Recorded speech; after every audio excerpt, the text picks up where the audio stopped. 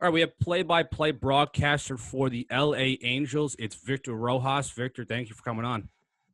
Oh, it's my pleasure to be here. So we're going to go into your career as an LA Angel in a little bit, but I wanted to talk about your professional career starting off. You were a minor leaguer in the minor league system for the California Angels, actually, and you're a pitcher, and you can chuck a little bit. You were 3.16 ERA, 23 games, 25 and 2/3 innings. I did my homework a little bit. Tell me about the process going through the minor league system with the California Angels back in 1990. It was fun. I mean, it was one of those things that I had gone to school, obviously, to try to play baseball professionally. And I was at the time, I was at Lewis Clark State up in Idaho with Ed Sheff, the head coach there. And season started off great, but then I got sick and I had to drop out of school. I got mono and scarlet fever at the same time. And so I went undrafted, but in 90, I was able to sign. Billy Bavasi was the guy who was running the minor leagues at the time for the Angels. And he signed me to a contract, and I became a pitcher at the time. I was a position player / pitcher in college. And, it was interesting. The minor leagues are kind of an interesting thing when you think about it in general, just because of how things play out. And especially if you're not a big time prospect or a highly touted draft pick, the process is a little different for you. But for me, it was I had a pretty good season that first year, and I was an all-star, I believe, in the Arizona League.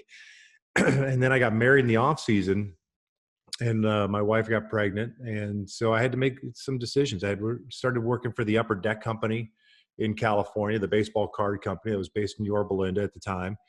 And when push comes to shove, the following spring, knowing I had a full-time job with benefits and weighing that versus going back and making $825 a month during the summer months, it just became a fairly easy decision for me. And, I chose a different path. I did get back into the game in 93 as a bullpen catcher for the Marlins. Then I became a pitching coach in the independent leagues, Texas, Louisiana League with Alan Ashby down in Harlingen, Texas. And then it was time for me to kind of start to get a real job. I always wanted to be a major league player. I think I had the abilities. I just never had the mindset and the wherewithal to, if I had then what I have now is what I possess as far as being able to drive through things and the mentality to do it, I probably would have gotten a little bit higher than I finally did. But hey, man, you live and learn. And I think things happen for a reason. And I think the big man's script for me chose a different path, and I can't complain. No, I mean you've for many play-by-play broadcasters to go the path you did as a major league player. Look, you weren't in the major leagues, but you were considered a professional baseball player at the minor league level. Oh. First of all, very hard to do. I mean, the minor league system and going through the minor league ranks, if it's rookie ball over AAA, it's a grind.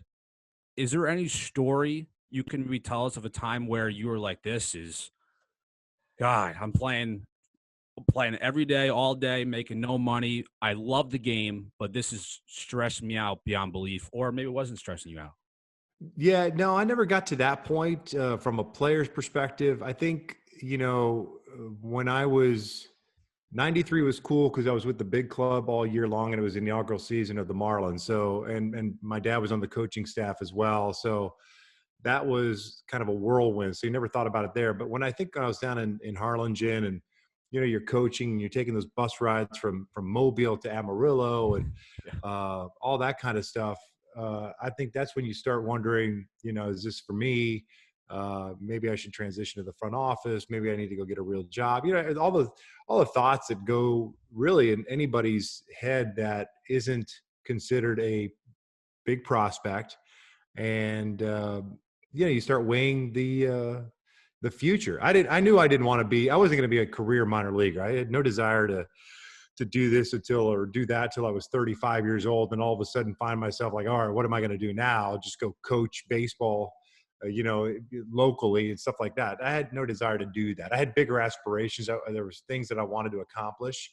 And so I think I've been fortunate enough where I've been able to kind of not foresee, but at least I'm always looking ahead, meaning I'm always trying to plan, a year, 5 years, 10 years down the road. And regardless of the positions that I've been in, and I worked in the private sector before I got into broadcasting, that was always my mindset as well. And I think that's kind of guided me along the way. I never took a lateral move. Every move that I took was a step up the rung into what I ultimately wanted to do. And I didn't know what that was. I was seeking that out, Right. but I knew that I do my resume, whether as a player, as a coach, as a front office guy, or in the corporate world as a manager, director, vice president, president. I knew that there had to be some sort of a path for me from a career standpoint, and especially with no honest education. I don't have a degree in this. I don't have a degree in anything. I went to college, but I left early to go sign a professional contract. So I found it really one of those situations where I put it was incumbent on me to kind of create my own resume and my own path, and maybe unorthodox, perhaps. But like I said, it's worked out. But I think you have to have that mentality. I think you have to look at the big picture, step away from it, and look down the road and see where you see yourself, and try to kind of work backwards, if that makes any sense. No, you know what? I've had that. I'm a young guy. I'm 25, right? And my toes are out the door. Really, I'm barely starting in this industry. I've always had that outlook, though, even if it was in high school or college, that I like to have, the big goal at the end, but I have these 5-year, 10-year goals of mine to kind of, I guess, get me towards that ending goal, like you were talking about before. Now, Right.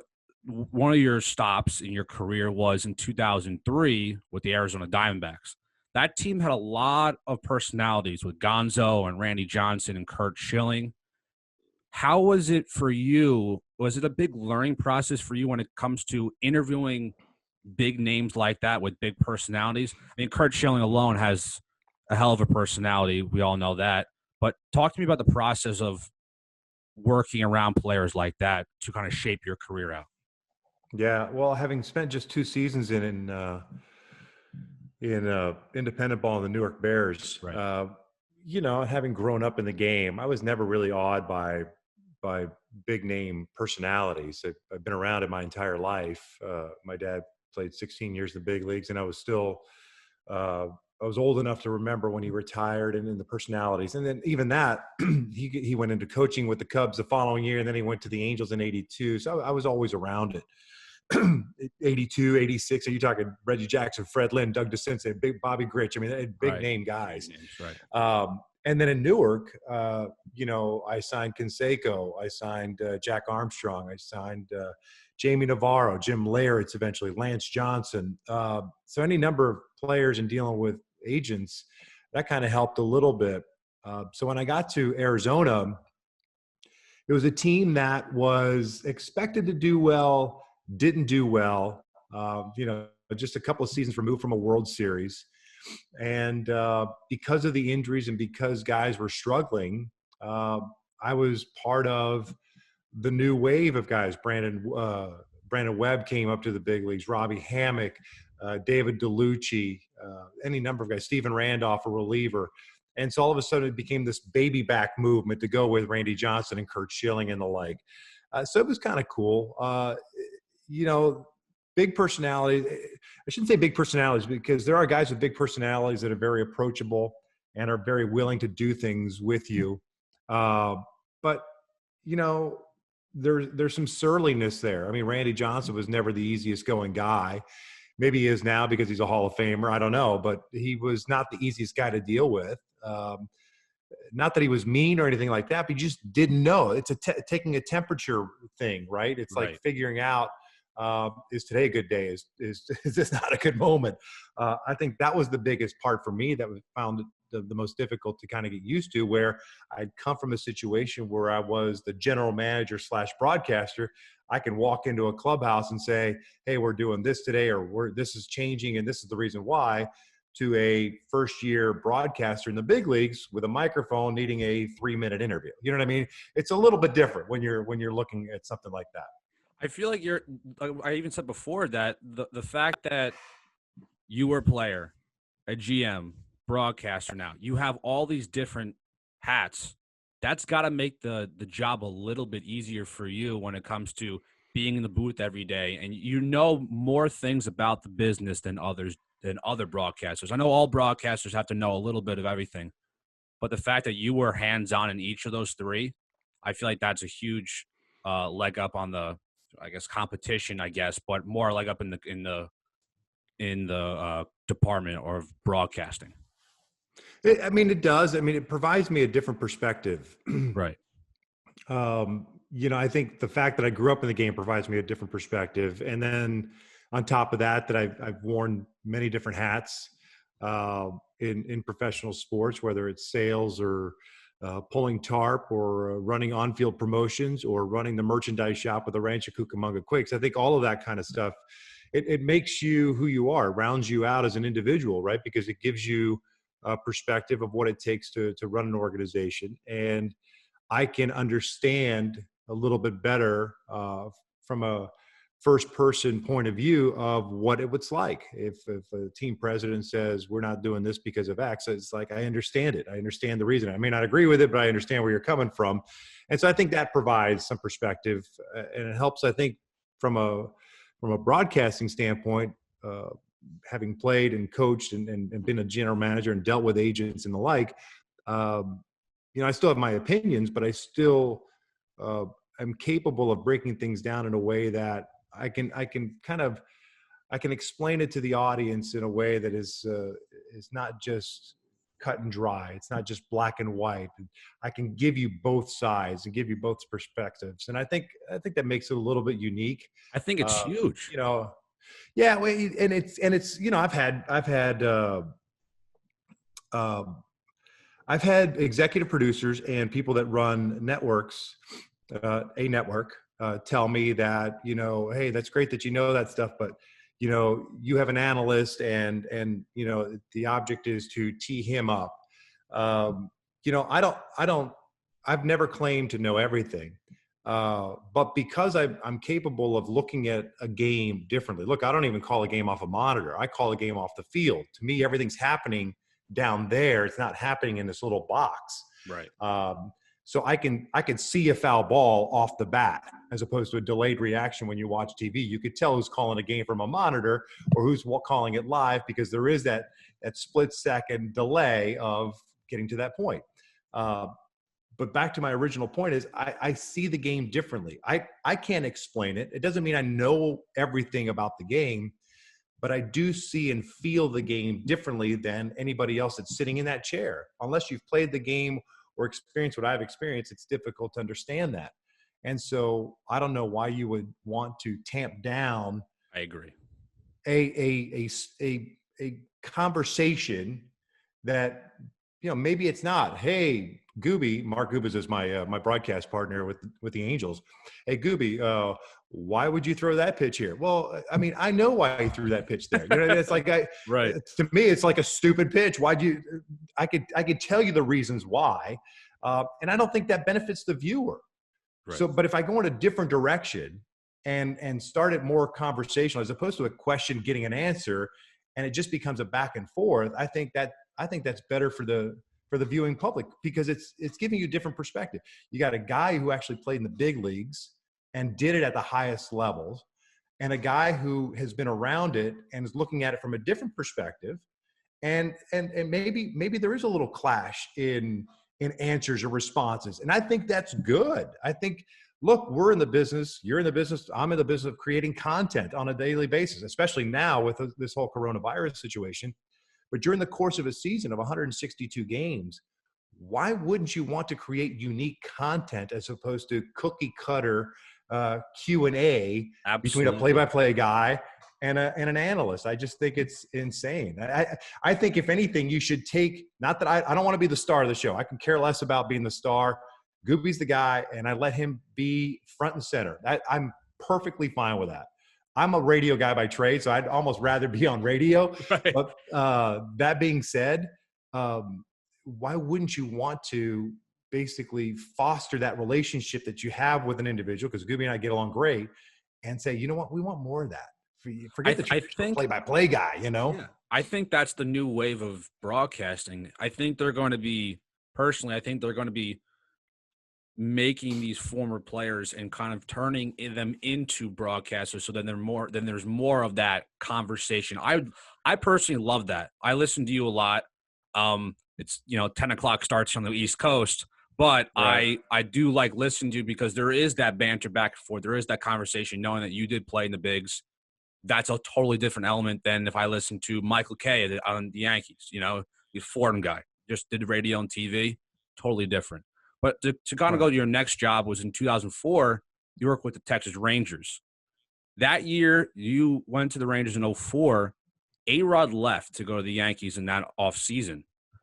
Talk Mhm. to me about his return to Arlington Stadium, which is not the name anymore, but I know that's a significant game to a lot of Ranger fans because he did a pretty good job in that return to Texas.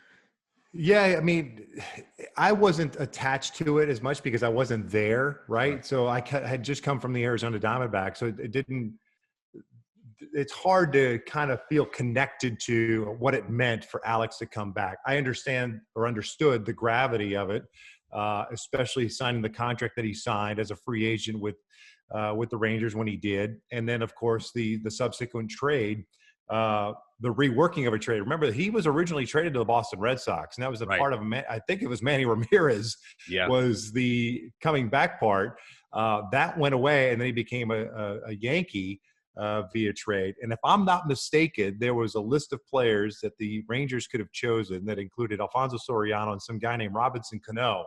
Correct. And the Rangers chose Alfonso Soriano. And Sori was great. I mean, Sori, just a great dude, and he performed. I mean, he did his thing. He was Alfonso Soriano. He was never going to become Robinson Cano as Right. a sweet swing lefty, But that being said, who knows at that point? It's not like you got cheated. But back to A-Rod. Um, I think all in all, in the Midwest, and I've lived here. This is the second time I've lived in the Midwest. I live in the Dallas area. I moved here. I spent 5 seasons with the Rangers, and I've now been back here 5 years. So I've been here 10 years of my life, which is a pretty big stint for me, considering all the moving around that I've done. And just like anywhere really in the Midwest, when you are one of them, you are one of them. And then when you leave, and especially if you leave to go to the Yankees or the Red Sox, it's like, I don't care what you did for us when you wore the uniform. Right. It's Automatic enemy. automatic enemy. And if I remember correctly, he dropped the 24-1 comment where he felt it was him and 24 kids while he was with the Rangers. Right. And so that certainly did not really bode well for his return. But I think at the end of the day, I think Ranger fans are just, they're crazy about their team. And Alex is a different personality. I don't know that he'll ever be received well here, just because of how things unfolded. Look, I'm an Angels broadcaster, so I am the enemy for Ranger fans, for some Ranger fans, because of the rivalries that happened with the Angels when Absolutely. the Angels were going good. But I left the Rangers. I went to MLB Network. Right. So in a lot of people's eyes in this area, and to this day, I still get stopped. Like I'm their guy. You know what I mean? I was like, I'm one of their own that went to the next level. You know what I mean? No, not to the enemy. Oh, Yeah, the I'm working network, for the right. Angels, but I went to MLB Network, and it's like, okay, you work for the Angels, but that's not your fault. You know what I mean? It's like, you're Right. our guy, you and Eric Nadel, and then you went to MLB Network. We understand why you did that. So it's not like I left the Rangers in a contract dispute and I went to the Angels. Then I'd be, public enemy number one every single time. But Right. that's the Midwest. And I think Yankee fans are in the North. I think every fan base is kind of like that, especially if you diss on the way out of town. And I think that's what happened with A-Rod when he left Texas. And of course, A-Rod comes back and there's booze upon booze. Yeah. And then he homers a line drive to left, and it gets out of the stadium about 6 seconds. It's just absolutely. I actually watched it last night because I was like, you know what? I've always wondered what was the return like for A-Rod, because he hit like 150 home runs in 3 years there. So he, Yeah. they weren't winning seasons, but he did a great job individually. Won an MVP too. Right. Won MVP too. He was just insane. He's my favorite player of all time. So I just, Yeah. being a Yankee fan growing up and then watching his career overall. But perfect segue to MLB Network. 2009, you were the first personality to be on TV on MLB Network. How did that feel for you being a network host and being the first one? It was scary. When I got hired, Tony Petiti and John Entz were the ones that hired me, and I didn't know what was going to happen. Like I knew I was going to be one of the guys and doing the shows and the like, but I had no idea that I was going to be asked to be the first person. I think Matt Vasgersian, who was the first host hired, he and Harold. I think he had like a Fiesta Bowl commitment, and I think that's why he was not available for January 1st when the network launched. And so I knew before I flew up to Secaucus, New Jersey area, that I was going to be the guy leading things off. It's not like I was sprung on me on December 28th, but I showed up in the studio. Look, I had done fill-in TV play-by-play stuff for Josh Lewin when he left to go do Fox game when we were together at the Rangers. But hosting and being in front of a camera and all that stuff, I'd never really done that before. I mean, you could get away with stuff when you're in the business. You could fudge your way through stuff, right? But you're launching MLB Network. You're a brand new network that's going everywhere. And when I walked into the offices in Secaucus, Mike Santini, who is now the executive producer of Marquee Network for the Cubs, was the guy who greeted me in the lobby, one of the guys. And I remember them handing me the rundown for that first show, and it might as well have been in Japanese. I had no idea what a rundown looked like. I had no idea what SOT, sound on tape, was. I had no idea what a jib was. You talk about multiple cameras. You got three guys sitting next to you on your left. And then you've got Trenny and Hazel in other studios and other spots. So it was kind of like this weird dynamic of, hey man, I'm in, I'll just figure it out. And that's kind of how I did it. You just go and do it. Thankfully, because they were probably concerned about having a novice doing this, but I think because of the satellites and, you flip the switch, they wanted to make sure that everything went well. So we did a live to tape show, and then we sat at the desk as the network came on the air. Yeah. Just in case there was an issue, we could just pick it right up. Yeah. Huh. So that was a little bit of a saving grace that we could tape these things. And even that silly little 10, 12-second thing at the beginning, because if you remember correctly, Bud Selig comes on, he does his speech, welcome to MLB Network. And then there's this montage of players, old-time players and clips. And it's a countdown using player uniform numbers, 3, 2, 1. And all of a sudden, there I am. I'm standing in front of the desk and welcome to MLB Network. I had to do that, I don't know, 10, 15 times, because you've got 100 people in the production room and everybody's got an opinion on something.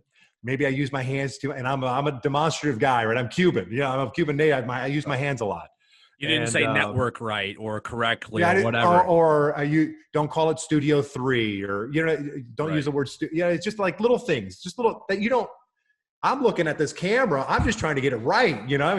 Tell me. At one point, I got in my lav mic. I said, just tell me what you want me to say.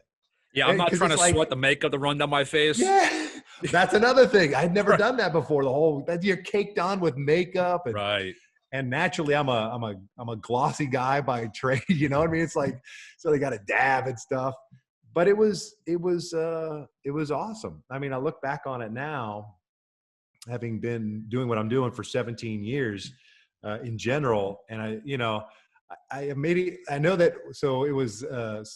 So all the people do the stuff, and then we come back to the desk, and I introduce Harold and Al and Barry, Leiter and Larkin, and we start talking, right? And then I start to do my first clip of a news, and all I see now when I watch it back is I'm kind of leaning a little bit to my right, kind of like my chair. I'm just kind of doing this. I'm Right. like, no, man, just kind of look, and I did, but I didn't know, and nobody said anything at that time.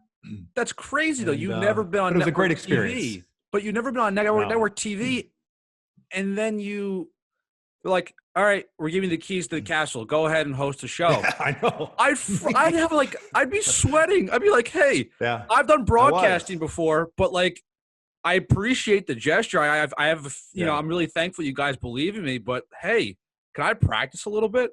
I'm sure that must have Yeah. been, oh my God, that must have been crazy. I mean, that's the way I found out about you. I was, for years when I was younger, I was like, well, NBA has their own network, NFL has their own network. Of course we have ESPN, but why doesn't Major League Baseball have it? It's the weirdest Yeah. thing. And then they finally did it in 2009. And then you left That just stuff, by the way, this stuff right here, yeah. that's the stuff, like, it was hard and trying to figure out. But the minute I did this, and it was just talking baseball with Harold, Easy. Al, and Barry, just tell me. I don't need notes. Just tell me what you want to talk about, because I read a lot and I'm up to speed on everything. And I think that was a new thing too. It's like getting up to speed on the other 29 teams, because I had just been a Diamondback guy for 1 year and a Ranger guy for 5. So I had to really get into the meat and bones of all the other 29 teams. But once I turned to my left and I was just talking to the guys, I even told them you get to a certain point where you start feeling comfortable. You could just tell me in my ear, just tell me one time. And it's just one word or 2 words, go into this. No problem. I'll get you there.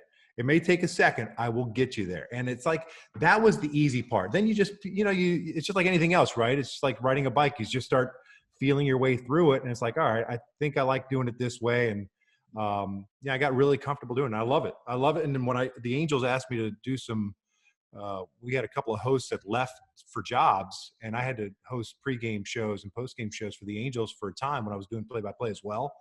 I loved it. I had so much fun, and Quick Pitch was awesome because I treated Quick Pitch, not that I wanted to stay up till 3:00 in the morning for the West Coast games to finish, but I treated it like the George Michael sports machine. That's what I grew up with. Watching it late night and him turning around to the big machine and punching the play button. That's how I treated Quick Pitch. That's why I came up with all the stupid stuff I said on there, because I just like having fun with it, Yeah, and I want to get to the Angels now, because in 2010, March of 2010, you become the play-by-play guy, the guy of Angels baseball. It's so awesome that your career and your father's career has kind of like come full circle. You were a California Angels minor leaguer. Your dad's been through the system as well. And now you're calling games. You've been there for a decade.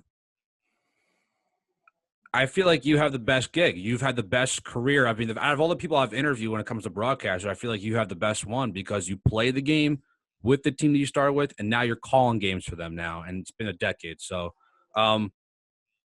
you've had a player come up, I think it was a year after, 2011, it was Mike Trout. In 2010, was there a lot of rumblings through just your colleagues? How was the rumbling going on with this prospect who was drafted, I think, 21st or 22nd overall in that draft year? Yeah, it was, you knew of him. 2010, there's a lot of expectations for the ball club. They'd finally gotten over the hump against the Boston Red Sox in 2009, right? But then faltered against the Yankees.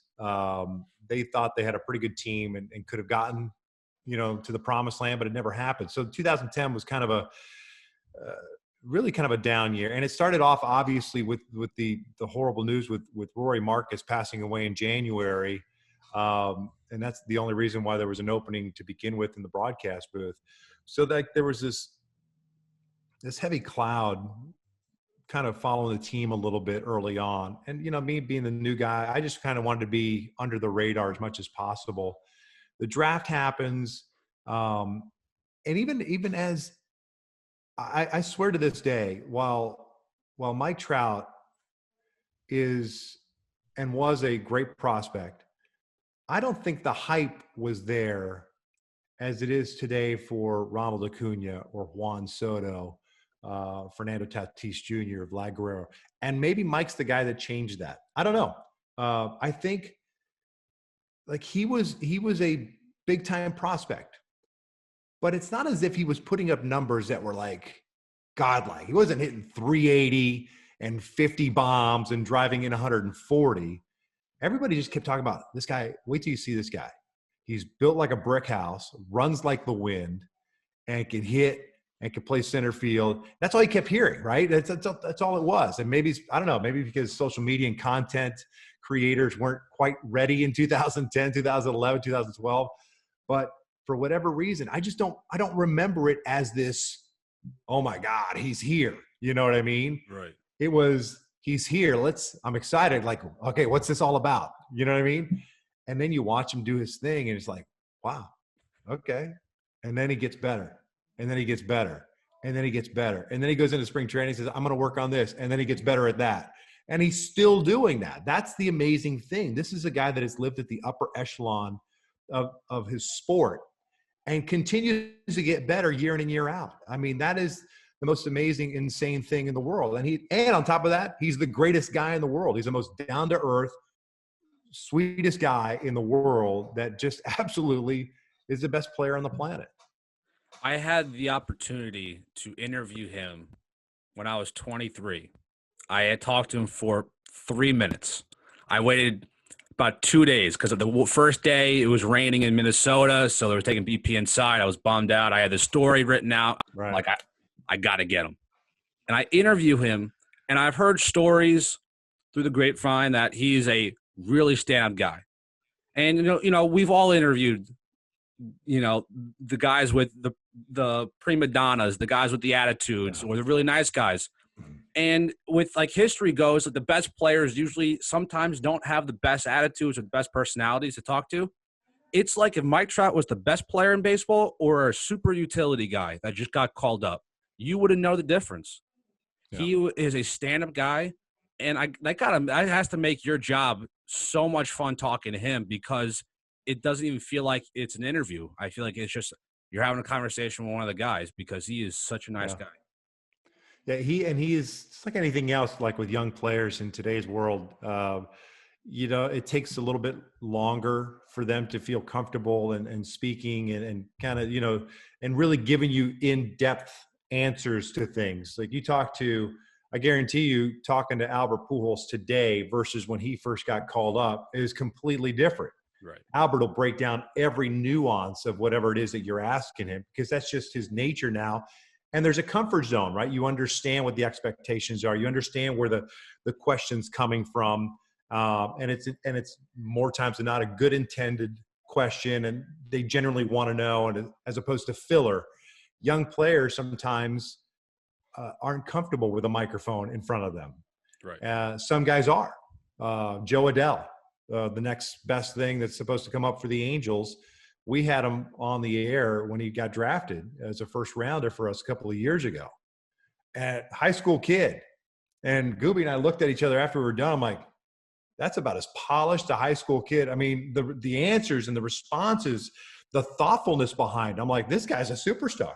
But some people have that, some people don't. And for Mike, it was kind of like this uphill thing. And now his answers are going to be a lot different than they were 5 or 6 years ago. Because he understands what it is that we're looking for. You know, it's not like I need a sound bite. You know, people genuinely want to know the answer to this question. Now, the goofy stuff, you know, who's your favorite pop star, whatever, all that, I don't care about that stuff. But like, people really want to understand what it's like to be Mike Trout. Yeah. Why are you so good? But I think a lot of times, I heard a podcast a couple of years ago. And it gives you this unique perspective on the average major league hitter versus the elite major league hitters. Sometimes those guys, because they are at a different level for a certain reason, and they can't explain it. I can't explain to you, not that I'm the upper echelon of broadcasting, I can't really explain to you why I see the game the way I do, right? Well, for Trout and those guys, they play at such a high level. I don't know that they understand how to verbalize how to get from point A to point B. It just happens for them. And the podcast that I was telling you about, Ian Kinsler was being asked about the difference between him and Miguel Cabrera when they were playing together with the Tigers. And Ian was saying, well, you know, every major league hitter for the most part is pretty equal as far as talent and ability. That's why And I'm talking about guys that are able to sustain at the major league level. The difference between himself and Miguel Cabrera is this: at the plate, as the pitcher starting his windup, right? You're supposed to have a clear mind and just looking at what's happening and react. In Ian's mind, something could pop into his head and he would still go ahead and swing at that pitch. Cabrera or Trout or Pujols or any of those guys, they have a clear mind. Something pops to their head and they're no longer in a position to hit. So what do? They just take the pitch because they weren't ready. That little separation. I mean, you're talking about Ian Kinsler and Miguel Cabrera as far as one of the all-time great right-handed batters of all time. You know what I'm saying? And Kinsler had a pretty respectable career. Absolutely. You know what I'm saying? And so it's tough sometimes to be able to verbalize that stuff when you're a superstar player. Now, there are the Albert Pujols of the world who is a student of the game and really wants to break things down. We had Raul Ibanez on with us a couple of weeks ago talking hitting. Another student of the game that can talk about and explain it to you in a way that, I get it. But there are some guys that just are that good that just don't understand how to do it. They can do it. They can do the baseball talk thing, right? But for the average Joe for him to answer a question of yours and to break it down for the average Joe's going to be like, what? What did he just say? You know what I mean? Absolutely. I one more. I'll add this, and then I'll ask one more Trout question. Then we'll go into the 2020 Angels because I have a question about the additions that they've made. I asked Trout. I was really about how each year he's gotten better and better. Is there a certain thing you do in the offseason? And his answer was really just like you said, he couldn't really explain it. He's like, yeah, I just been kind of do the same thing forever. And I'm like, well, people want to know, why do you bat .330 and win the MVP, every other year? Because it doesn't make any sense to anybody. But my last question is, you've watched him his entire career. You're there firsthand, and you've watched a lot of great players over your broadcasting career and playing career. Could he be the best player of all time? I know that might be a dorky question to ask, but it's to many people. I think many people are asking now: is he going to be the best player of all time? I think he's got a really good shot at it. When you start looking, and I'll look at numbers and stats and WAR and all that stuff, and all the numbers and guys that he's already surpassed in career WAR is pretty ridiculous to begin with. But I think when you look at the full body of work, there's still a lot of career left to be played. I think he would be easily a top 10, if not a top 5 today, if he ended his career. But best overall right now, I don't know. I think he's got the potential to be there. I guess, how do you define best all-around player of all time? You know what I mean? Who's the best player of all time? I know everyone likes to argue Barry or Willie Mays. I'd like to argue Babe Ruth. Babe Ruth, the 90-some games as a pitcher, and they said, you know what? I think I'm going to go hit now. Then he hit 714 home runs. You know what I'm saying? It's like, and it was this huge personality that transcended the game. So he was pretty good. Jackie Robinson was, as Bob Kendrick, the president of the Negro League Baseball Museum, said, Jackie Robinson, baseball was like his 4th best sport. You know what I mean? It's like there's track and there's tennis. I mean, he was such a great athlete. But I think Mike certainly has, in today's world, because of social media and because video replays and the like are so readily accessible to us that we can see it. It's no longer reading something in the paper and hoping that the highlights show it so that you can add some perspective to it. You know what I mean? Right. So I think he's well on his way to becoming that player. There's no doubt.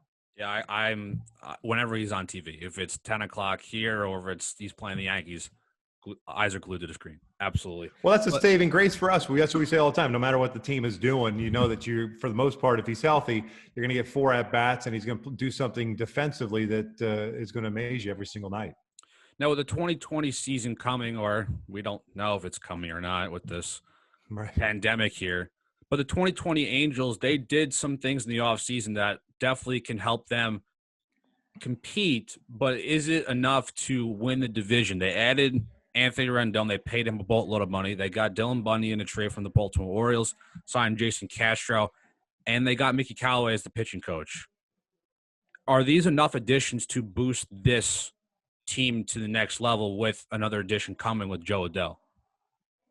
I think the question always lies with pitching, and I think that's always going to be the question for most teams, to be perfectly honest with you. I think you are only as good as what the pitching staff is going to do for you. Very few teams can carry a 4 or 5 ERA as a rotation and just outslug everybody every single night. It's difficult to do that over a course of 6 months. This year, a little bit different because who knows what the season is going to look like. For the Angels, I think the goal was to go out and get Garrett Cole. That did not happen. So they pivoted and went to the next best thing as far as adding more offense in Anthony Rendon. And they needed to sign a catcher to fill the void because the Angels haven't had an everyday catcher that could produce. And so that's why they went out and signed Jason Castro. It all boils down to what you're getting out of Shohei Ohtani when he returns from Tommy John surgery. Is Andrew Heaney going to finally turn the corner and put together a consistent season?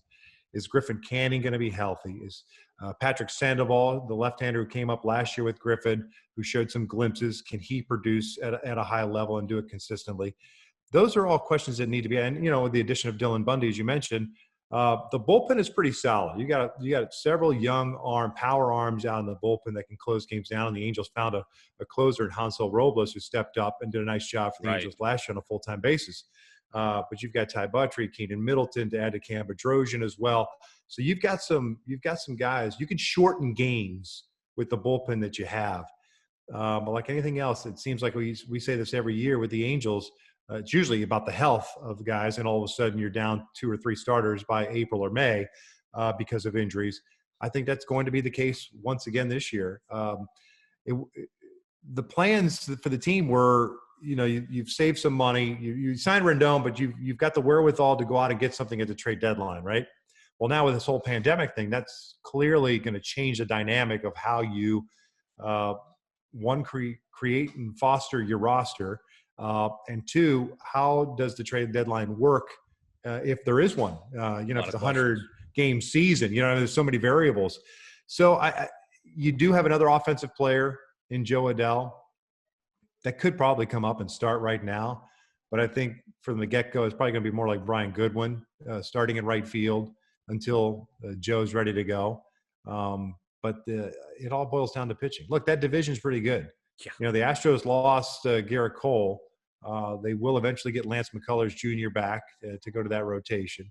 That's still a pretty good team. Oakland's a pretty good team. They've got their young pitchers now all coming back from Tommy John surgeries. Right. The Rangers went out and made some moves on the pitching front. I don't know if the offense is there. Very surprising. I just don't know if they have enough consistent offense to put up runs. But their pitching, I think, is going to be fairly decent. And Seattle is rebuilding. And so, and I know they got a lot of young players, but right now you don't even think about them right now. So it's a deep division. It's going to be a really good division. That's the only saving grace is that it's not just the Astros and everybody else.